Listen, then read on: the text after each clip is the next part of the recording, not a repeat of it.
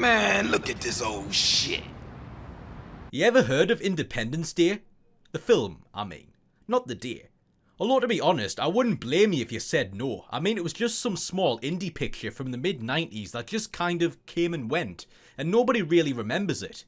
Nothing particularly remarkable about it, no big names attached to it. So yeah, there's really no reason to talk about it. And you know, the sad thing is there's probably now people at the age I was when I first saw it who won't know what I'm talking about and just take my word for it. So yeah, enough messing around. Independence Day, one of the biggest blockbusters of the 90s that set a new benchmark for large-scale special effects and has some of the most memorable visuals in the history of cinema that I dare say hold up pretty well to this day. Who doesn't love watching the White House go boom? Yeah, the story was nonsense, but if you look at it as just a big dumb action movie, it's not too bad. It's a fun time. I mean, how can you say no to Jeff Goldblum's cable repair guy and Will Smith fighting evil aliens? What's not to love? Welcome to Earth. I remember when I was like 13 being shown the film in English class. Yeah, I don't know why. But I just remember during the big destruction scene, we see cities being engulfed in fire and people running for their lives, and the only thing we all gave a shit about was whether or not the fucking dog survived. Yeah, never mind the thousands of people being incinerated along with all the other poor innocent animals that surely perished, just so long as fucking Boomer makes it out unscathed. Man, it's a good job they didn't show us the thing. But this being the 90s and all, and Independence Day being so popular and making such a huge splash at the box office, of course there was going to be a video game tie-in. I mean, gotta squeeze every possible penny out of the IP somehow. You gotta squeeze every penny. Now you may be wondering, how the fuck do you make a game out of Independence Day? To which I would reply, what are you fucking kidding me? This was the 90s, mate. They made video games out of any half popular property in those days, regardless of whether or not it actually made sense. Hell, they'd have found a way to turn fucking Oppenheimer into a third person shooter and platformer if it came out back then. And I so would have played that shit.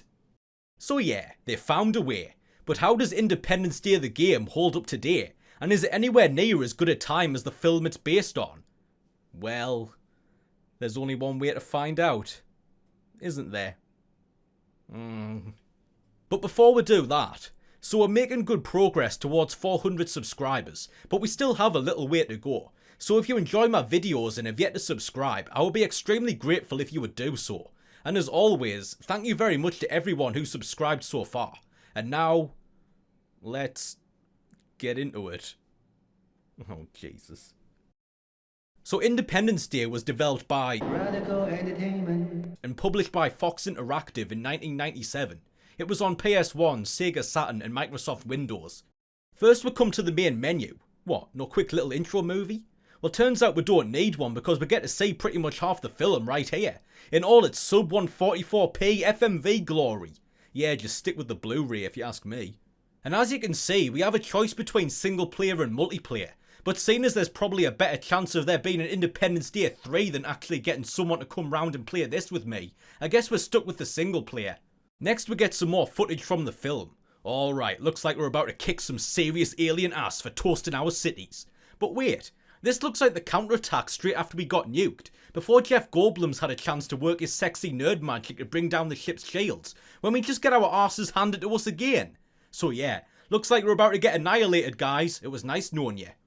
Alright, obviously that's not true, because otherwise we wouldn't have a game at all, which, in the grand scheme of things, might actually have been better.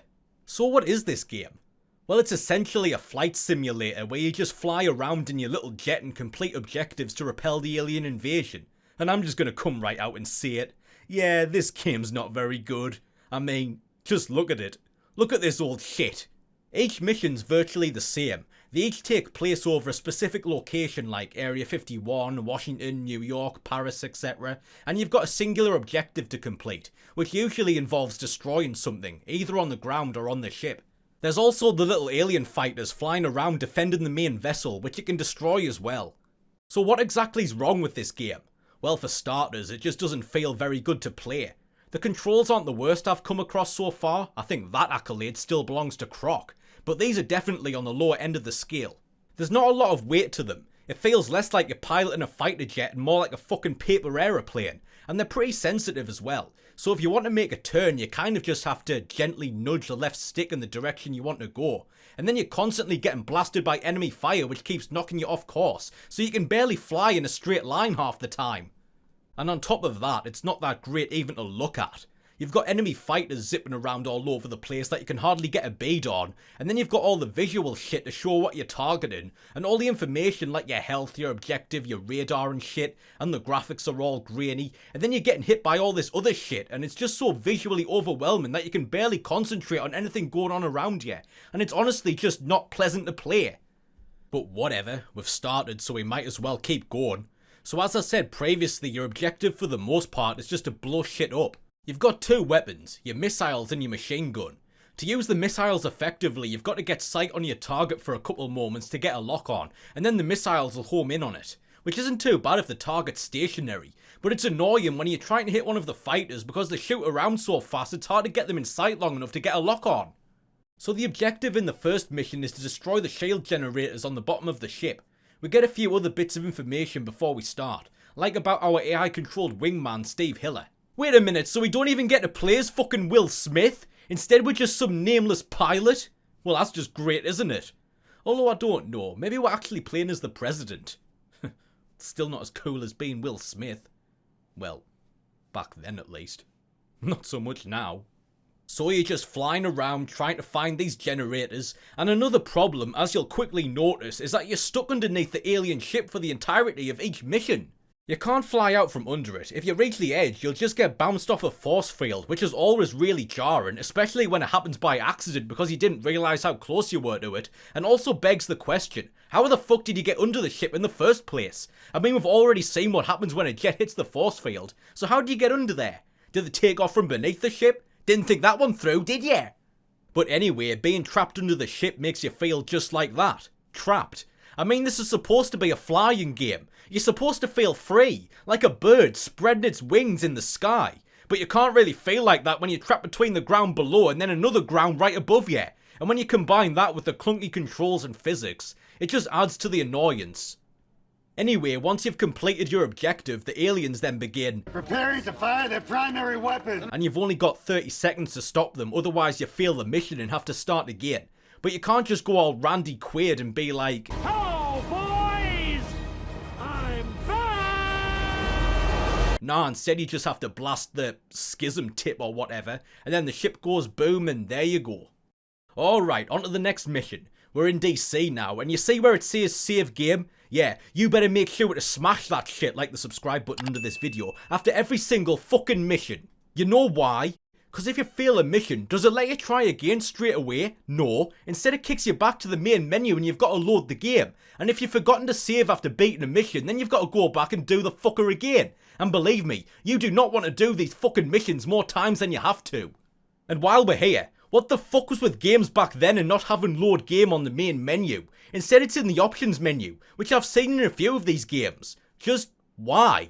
The option menu's meant for less important things that you don't normally fiddle around with, and I'm fairly confident in saying that being able to load the game is a pretty important feature, important enough to be on the fucking main menu at least. Anyway, so rather than blowing shit up, instead we've got to protect the recon plane, or the E3.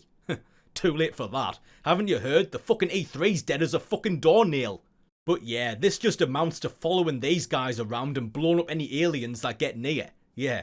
Just 10 minutes spent flying around after these guys. Wow, how exciting. The fucking thing doesn't even have a health bar, so you can't tell how close it is to getting blown up. I also like how you can see cars driving around in the city below, while there's a massive fucking air battle going on above. The citizens of Washington are just like, I don't give a shit about the jets and fighters coming crashing down from the sky all around me. I'm heading to the store to get me some milk and cigarettes, and ain't nothing gonna stop me.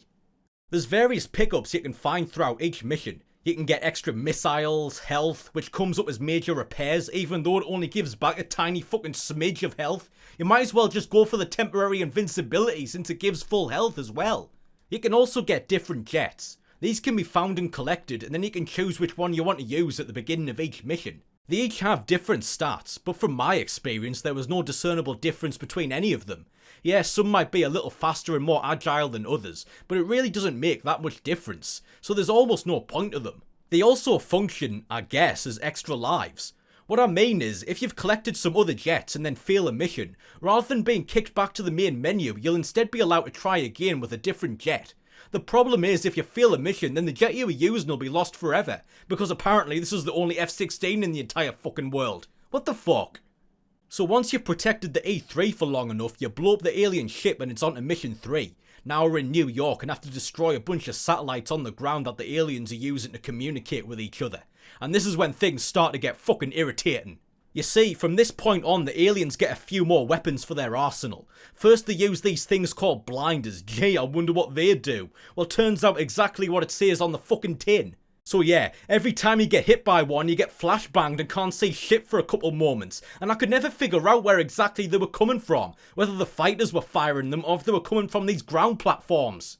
And if that wasn't bad enough, they also get these things called tumblers, which if they hit you, take all control away and send you spinning out all over the fucking place. Well, that's just great, isn't it? Even better is the fact you can barely go like 30 seconds without getting hit by one of these things. Seriously, for pretty much the whole mission it's just flashbang tumble, flashbang tumble, flashbang tumble, over and over again, cause that sounds like fun, doesn't it?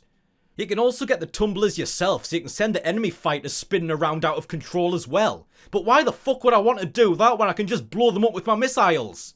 Another problem is it can be difficult to figure out where things are. The distancing's all kinds of fucked up. Like you'll be using your radar to home in on your objective, you'll see the little white dot telling you it's right in front of you, but then there's nothing there and you'll be like, well, where the fuck is it? Then you'll go up or down and you still won't see anything, but the radar's still saying it's right in front of you or right next to you, and then you just end up going round and round and round until you realise, oh, the fucking thing's either directly above me or directly below, but the radar keeps making it look like it's further away than it actually is. So that's another thing you've got to get your fucking head round.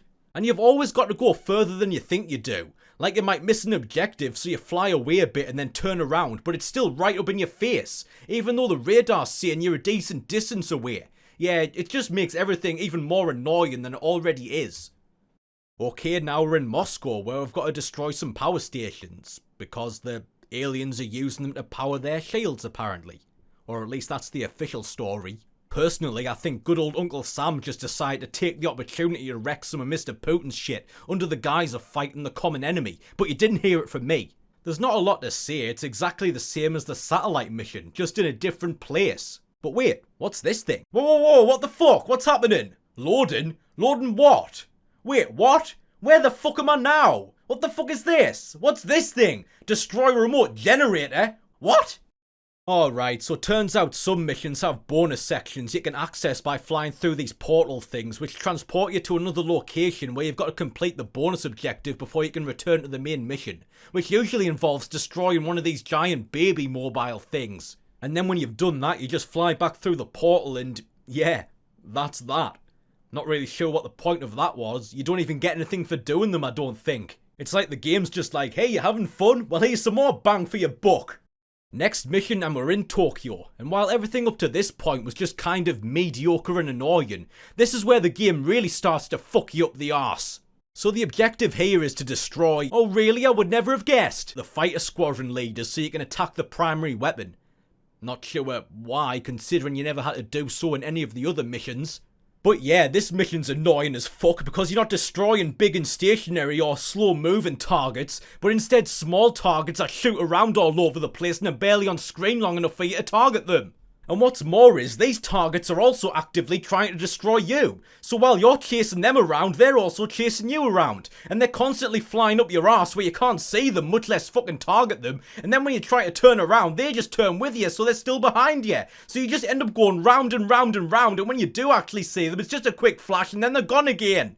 And on top of that, you've got all the other annoying shit, getting blasted all over, the flashbangs, the tumblers, and before long you'll be wishing you really could do a fucking Randy Quaid. Yeah, fuck this mission. The only way I managed to beat it was by hitting as many of the targets as quickly as I could before they got behind me, and then flying away in the hope they would lose interest and chase after Will Smith instead.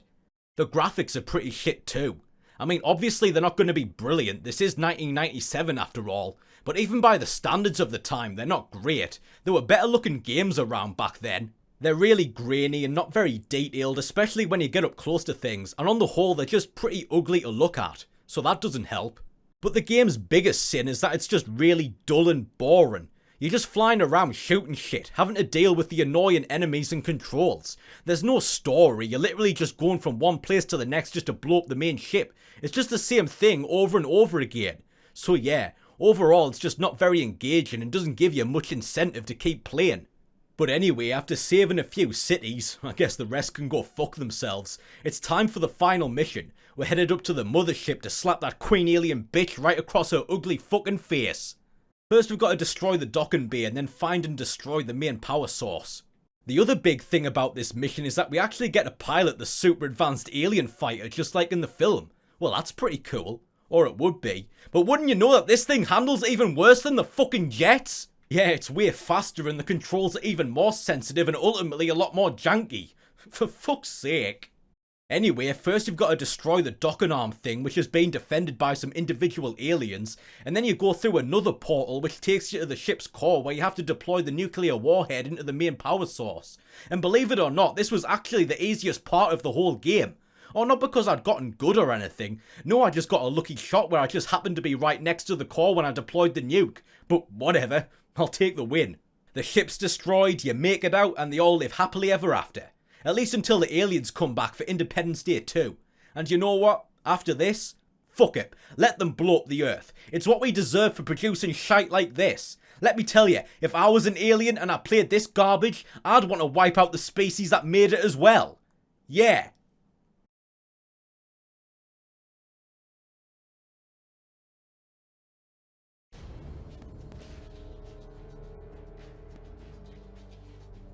So that was Independence Day.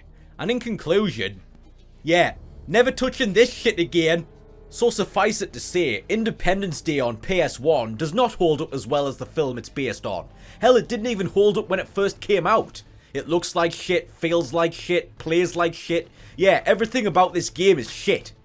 I've had comments suggesting that I give the games a grade at the end. Well, you got it. You want a grade? I'll give this game a fucking grade. Fucking F-. In fact, no, this game doesn't even get a fucking F. You see, here in the land of the angles, when the younglings do their GCSEs, at least when I did them, which, Jesus Christ, that was a fucking long ass time ago. But anyway, the grades go below F. In fact, they go all the way down to U for unclassified or something, which basically means you did so shit that you don't even get a fucking grade. So there you go, Independence Day gets a U for fucking unplayable. What do you think about Independence Day, Socks? Bad? Yeah, that pretty much sums it up. And well, that's Independence Day. Do I recommend it? Absolutely fucking not. Yeah, don't touch this shit with a 100-foot barge pole. And that's all I've got to say.